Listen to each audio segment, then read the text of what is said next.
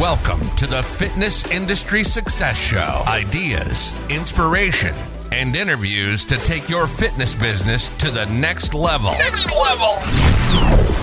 With over 23 years of fitness industry experience and the founder of LEADLION, an innovative fitness marketing agency, here's your host, Nick Parker. And welcome everybody to another episode of the Fitness Industry Success Show. I am really pumped today. We have an amazing guest here with us today. His name is Ben Ludwig, and he is a senior performance manager with F45, and we'll dive into what that entails here in a minute. He's also on Team F45 on the education side.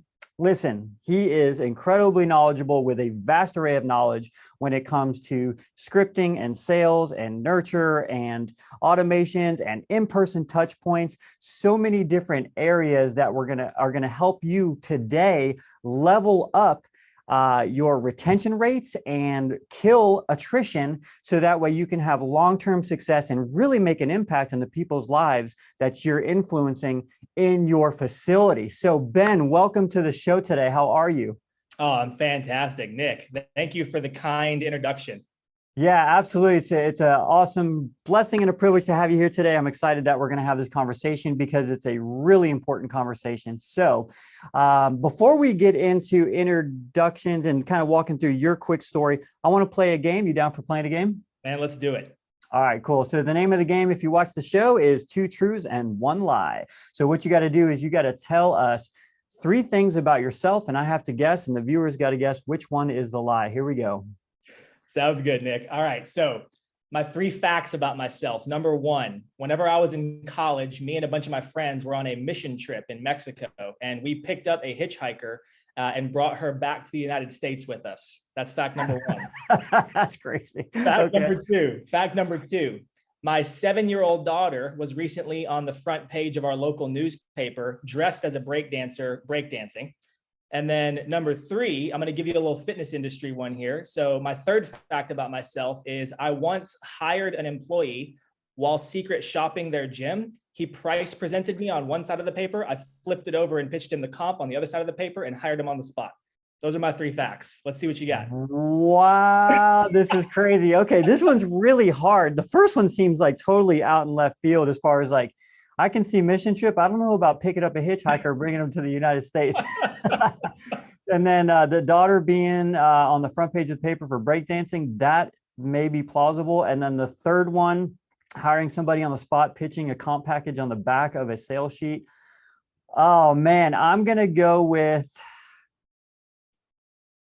I want the 3rd one to be true. So I'm going to go with number 1. Oh, so close. You know what, Nick? Number 1 is true. Okay. Actually, hopefully no one on Border Patrol's watching the show. Yeah, I was going to say, I was like, is this now illegal? Yeah, I know, right? No, she was a U.S. citizen, I swear. Okay, yeah. The second one is actually a lie. And here's the funny thing. That actually happened, except my daughter was dressed as a clown. We sent her to a private school, and, they do this 1st grade circus, and she was one of the clowns in the circus, and that made the front page of the paper, which is pretty cool. Man, hey, listen, we don't have a lot of time to go through these, but I got to unpack 2 things real quick. So if we can take like 30 seconds on each. Number 1, what is the deal? Mission trip to bring in this, legal citizen to the United States? What happened to the hitchhiker? Super fast, crazy story. We were helping build a school down in Mexico and just happened to meet somebody that actually lived about 30 minutes from where we were from. Just crazy. She was just kind of hitchhiking down there, on vacation, that sort of thing. We met, found out we lived close. She ended up helping us with the school, and she asked if she could ride with us back, and I was like, well, as long as the Border Patrol lets you, why not? So, you got your papers? Yeah, there you go. And then what about the 3rd one? So that good of a salesperson, you're like, hey, I'm going to recruit this guy right here, right now. I do pride myself on being great at sales, Nick. It's kind of what I'm known for internally with F45. And what I'll tell you is I haven't always been the best as far as, I guess, honestly hiring the best employees. I've made some bold decisions in my past. Yeah. And that was one of them, man. I was shopping all the clubs around where I was about to build a club. And, I went on a tour, and this, Nick, in the fitness industry, a great salesperson is just so hard to find. It's So true. I, Yeah. you know, about 20 minutes into the tour, I was like, man, I got to have this guy. So Yeah. I started to ask him intentional questions about his life and what his goals were and why he liked the gym he was working for. And man, just asking all these tie down questions. He didn't realize it, but I was trying to close him while he was trying to close me. Then, yeah, sure Wow. enough. Hey, did it work out? It did. It did. He ended up being a Okay. great salesperson for us in that pre-sale. When you know, right? That's awesome. That's it. Cool. Well, we got an awesome show today, so we're going to go ahead and dive in real quickly. Tell me a little bit more about what you do as a senior performance manager on the education side. I know you work with some of the larger groups, the investment groups who are expanding their footprint with F45. Tell us about what you do there. Yeah. So Nick, there's two prongs to my role. First and foremost, every franchise has business coaches or business managers or whatever you want to call it. Within F45, it's called performance management. So what we do is we ensure, number one, that studios are as profitable as possible and run systems as effectively as possible. And number two is we help our groups grow. We want to make sure that we give our investors a return, as far as us being a public company now. And, part of our role is to make sure that we continue to provide higher AUVs and then growth as far as how many studios we have. And one of the best ways for us to do that is through our investment firms and through our groups that want to grow. So yeah, what's an AUV for people that don't know? Yeah, so that is internally, just to break it down in elementary terms, we're looking at the total unit volume. So what sort of dollar amount is coming out of these studios every month? Okay, got it. Awesome. And then just out of curiosity, how involved is Mark Wahlberg? Is he still pretty involved, or is he a master franchisor or? Yeah, Mark and I are actually best friends. Yeah, he hangs out at my house. No, I'm just kidding. That should have been your two truths and a lie. I know, right? He's still involved. When it comes to the investment portion of it, he's obviously an ambassador for us. With him having ownership in the company. I mean, being able to utilize his face and his voice has been huge for our company, obviously. Awesome. So you guys are really good, and this is a huge part of your role on the retention side of just keeping members longer and making sure that they stick around to get the results they want. Let's talk about what do those retention systems look like? What do the retention rates look like? And what processes do you have in place to be able to do that? Totally. I think for me, Nick, we need to identify what retention actually is in our standpoint when it comes to studio fitness versus fitness as a whole. Because I think what a lot of fitness businesses look at when it comes to retention is, how long are members staying with us? Well, we take a little bit of a different approach. And part of my role in performance, Nick, is to make sure that we're looking at the right statistics or key performance indicators to make sure that we're pointing people to lead into retention. So what I mean by that is we look at results. Are our members getting results? And there's a lot of ways that we do that. So, with your company, I know automation is a huge portion of our industry now. But what I've seen, working in the industry for about 15 years now, is there's two ways that people fail at this. They either depend totally on the automations. And, when someone doesn't come in for a week, they get a text message. When someone, doesn't show up for 2 months, they get an email. Hey, we miss you. When someone cancels their membership, they get into a "we want you back" campaign, and then they get a discount code every 3 months. And that's kind of one side of things. Then the other side of things is, I've seen in the high volume, low price space, when you look at places like Planet Fitness and things like that, it's almost dependent on the fact that not a whole lot of people will come, but they'll continue to pay.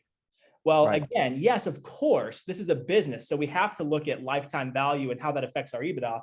But what we look at is, how is this affecting the client?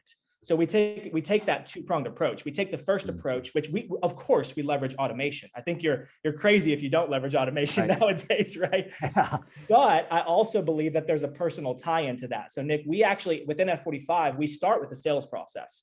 We set an expectation while you're trialing the studio as to what our process will look like to hold you accountable.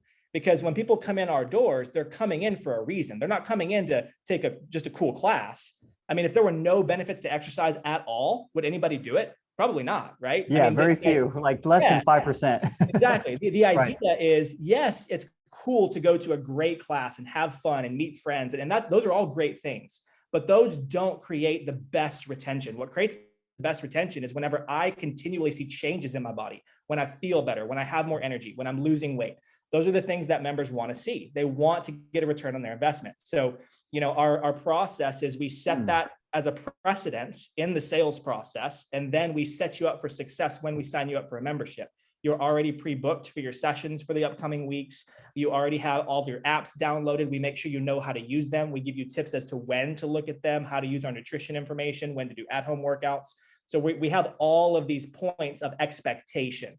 That way, when we hold you accountable because you didn't come the last 2 weeks, it's not a surprise. We set it out from the get-go, right? So you will get that automated text, you will get that automated email, but you're also gonna get a call from your head coach checking on you and then reminding you that you're here because you wanted to lose weight so you can have a better relationship with your kids. That's I love it. Powerful. So this is a really hot topic in the fitness industry and has been for a lot of years, because one of the biggest struggles that most fitness centers have is consistency in getting their clients the results, or their members the results they want, because it's reliant on behavioral change outside of the scope of them being able to control that behavior the other 23 hours a day. Yeah. So I love what you're saying, and I think it's huge and very impactful. And I would love to hear, like, maybe even during the sales process, how do you set those standards? And right from the day one, you're implementing that initial behavioral change and saying, hey, this is the expectation. Totally. Well, Nick, to your point, most people aren't crazy like us and like to work out. Like, we're crazy. we go to the gym. We like torturing ourselves. We're just weirdos. I do too. Right? I like cookies and donuts too. That's why I got to go to the gym. Hey, nothing wrong with that, man. We all have our reasons, don't we? Yeah. Well, what I'll tell you is the average person has trouble getting to the gym, right? So yes, you have to have a product that people want to come to. I think the boutique space has done a good job of trying to create an experience. Customer experience is what you hear all about, which I think the class is part of that. But the other part of that, when it comes to experience, is did you get what you expected and more?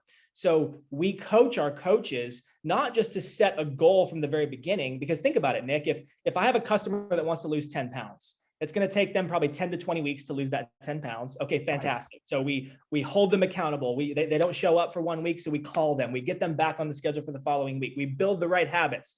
Yay, we did it. Yes. 1 week later, we lost 10 pounds. Now what? Right. Yeah. So what we have internally with F45 and what we've developed as a performance team are two different things. Number one, as F45, we have continual goal setting programs built in place. We have a challenge that we do, 4 times a year. We have playoffs, which is a chance to see how your performance is improving. As your cardiovascular endurance getting better, is your muscle strength and muscle endurance getting better? Are you seeing progress in that? And then the second thing is we utilize in-body scanners. We utilize game planning sessions. So again, to be a great coach, you have to be able to set targets for a person and then help them accomplish those targets. I was talking to a coach recently that said something that I really liked. He said, Ben, my favorite part of my job is I enjoy showing people that they can do things that they didn't think that they could do. So that's part of our role with our members, is to help them see into the future. What are some things that you've never been able to do before? Man, for some people, it's doing a push-up. And just to help someone that's never been able to do a push-up, do 5 push-ups, and you change their life because they're more confident. They feel better about themselves, right? It's all these things that we can set out for them that they might not know for themselves. Yeah, I really love that. I was thinking about it, even for myself. I'm a self-starter, self-motivated most of the time, but there's days where I just don't want to go to the gym. I'm bored with my workout, and having that external influence would in those moments really matter. And I love goal setting and tracking. And so having that in-body scan, having the accountability check-ins, having a goal that you're working toward, a vision, having the next step, all those things are really important to keep the vision and the goal out in front of you. Whereas you're just not aimlessly coming in, wandering around with no vision, no goal, no dream, no outcome that you're pursuing or chasing. I love that. That's powerful. Yep. So what are, let's move to the next step of that. Let's get tactical, if you don't mind, for a minute. Yeah. So what are the tactical steps that you guys are actually taking to do that once they get past the sales and they're in the studio for maybe 4 weeks, they're starting to see results. What does that look like? How does that work as far as like who's calling, who's doing the check-in? How are you tracking accountability? How does all this come together? Because it seems like it could easily slip through the cracks. Yeah. Yeah. So Nick, there's two ways that I would answer that question. The first way that I would answer it is, we have to understand the human psyche. I'm a big fan. Now I don't get any kickbacks from this. So, but Atomic Habits by James Clear, one of my favorite, one of my favorite books. Atomic Habits, James Clear. Check the book out if you haven't read it. Okay, cool. If you haven't read it, check it out. But a lot of what we talk about when it comes to how we set up our automations and our follow-up with our members has to do with how people form habits. So there's cues that happen in your life that push you or unconsciously make you do certain things because you're not aware of it. So what we have to do is we have to reset that. You came to us because you probably have been out of the fitness for a little bit. You've gained a little bit of weight. COVID happened. It's been 2 years. You gained the COVID 54.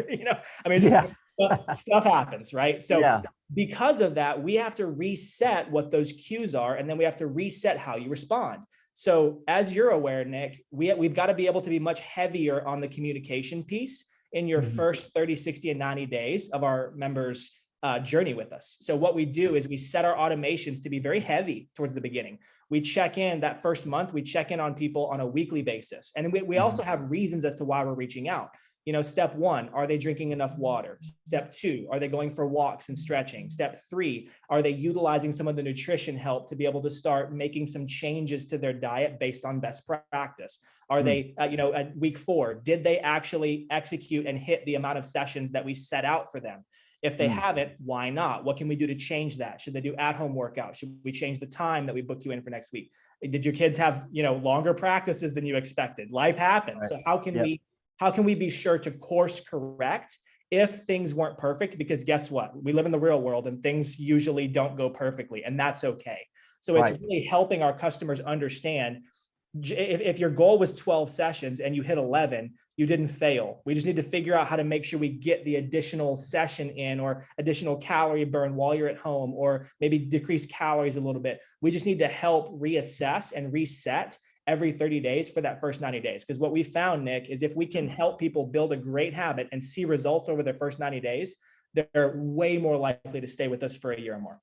Yeah, that's really cool. I love that idea. Do people, how are they, when you check in, how are they responding? Are they responding to like a form, email, call? How are you getting the feedback? For sure. So it's mostly in person, and we teach our staff to take notes. So we've got an internal note system that we utilize when it comes to our nurturing and follow-up sequence. So the phone calls, the text message, and the emails are all housed in one system. And then there's note sections there as well. So every time someone reaches out to that person, which we have our head coaches or our studio managers do that the majority of the time, in those sort of cases, they're taking notes on what they went over with that person. So there's always notes. That way, if a coach happens to have that follow-up conversation with that person, or maybe that person comes in after 2 weeks of not coming in and the coach sees them, well, the notes are there for that person. So that coach can even have a personalized conversation. Hey, Nick, it's been a little bit since we've seen you. Is everything okay? Hey man, I'm so glad you're back, right? So those little conversations go a long way.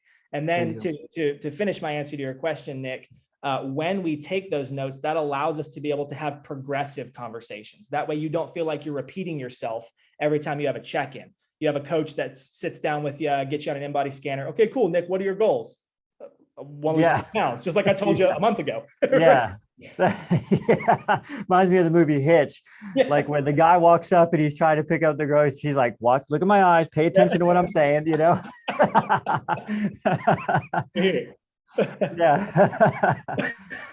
Oh man. Love it. Sorry, off the rails here. This is a really interesting topic of conversation to me because it's so rooted in human behavior. And there's a lot of times that you're not dealing with surface level stuff here. You're dealing with a deeper belief based on past failure, past experiences, and whatever limiting belief they may be struggling with, especially if there's some sort of deep-seated insecurity based on this past failure. Like, I've tried 3 times, I'm not going to lose weight, this isn't going to work. So pretty big obstacle to overcome.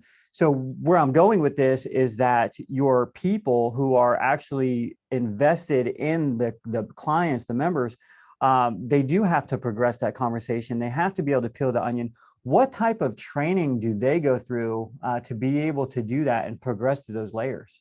Totally. So The first thing that I would say, Nick, kind of surface level answer to your question is, we as a company, we try and do a great job of onboarding people in our process to be able to ensure they understand what questions to ask, when to ask them. They've got a nurturing calendar, which I can speak to that specifically because I actually personally teach the onboarding for all our new franchisees when it comes to sales and Right retention. So I'm a huge believer in it because I was partial in creating it and I also teach it. But now the second way that I would answer that question is there is a level of care that you have to have for a member to be able to inherently know what questions to ask in some regard.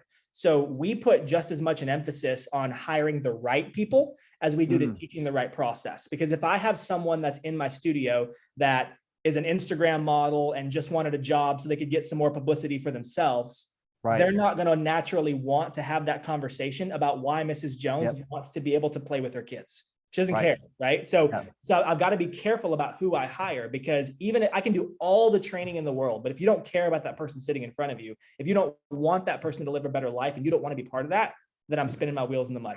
So we put just as much an emphasis on the interview process, what type of questions to ask, how long the interview process should be, how to make sure that once you hire that person will align with your values as a business.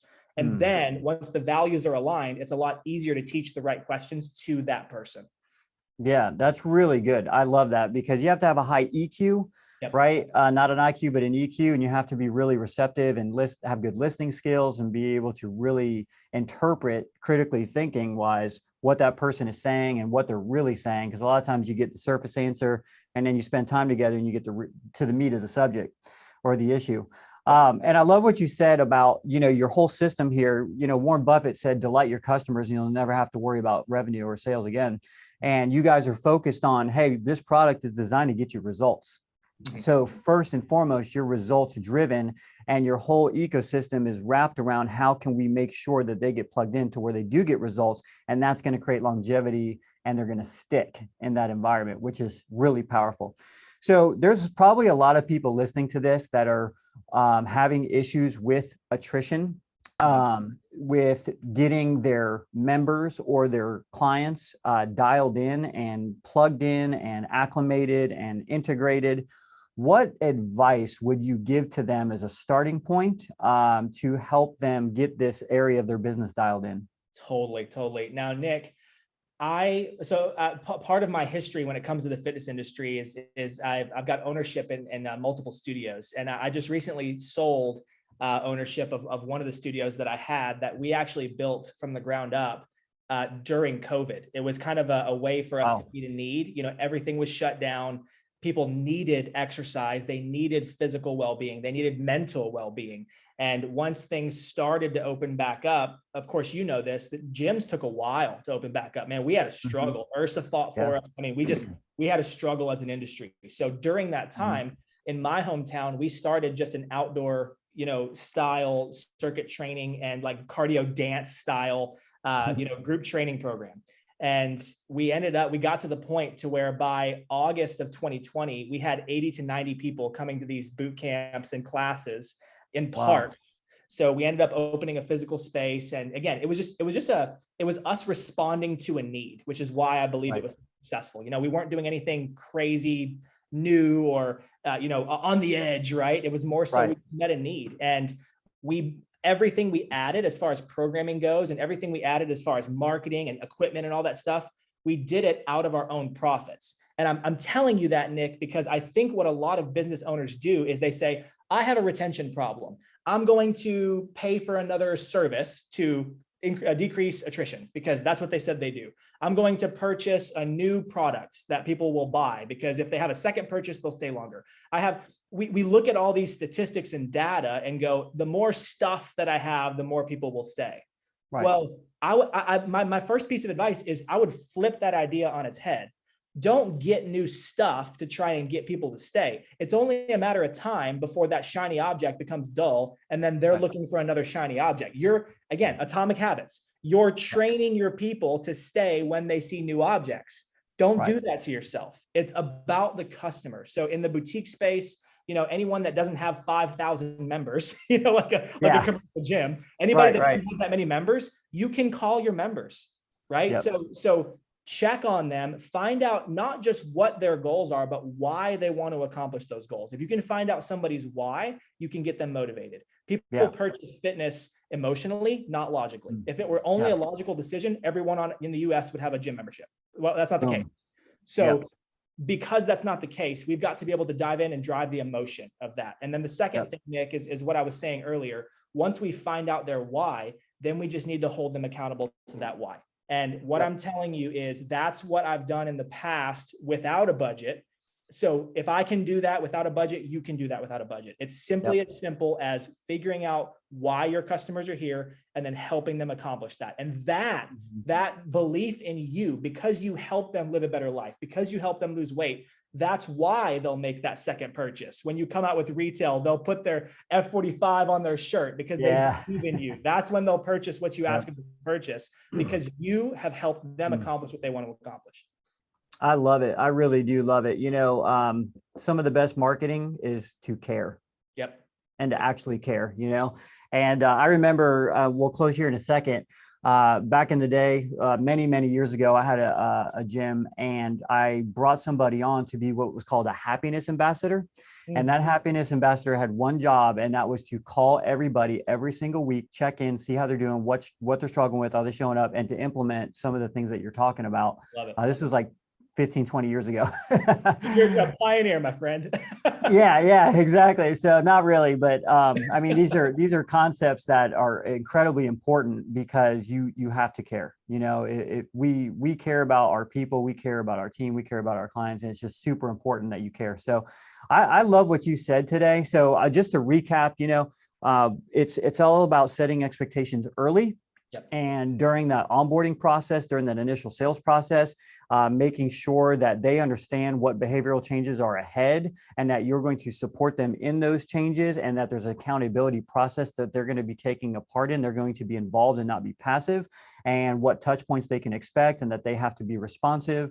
And it's just pouring into them as much as possible, showing that, hey, we're here to support you and care. And that in turn removes the attrition. It helps them get results. It helps them move forward, the shiny object syndrome, and it gets them more invested. And you do that through a series of in-person touch points, one-on-one conversations, as well as heavy automations the first 3 months, which is super powerful. So I love the process, man. It's really good stuff. So it's working too.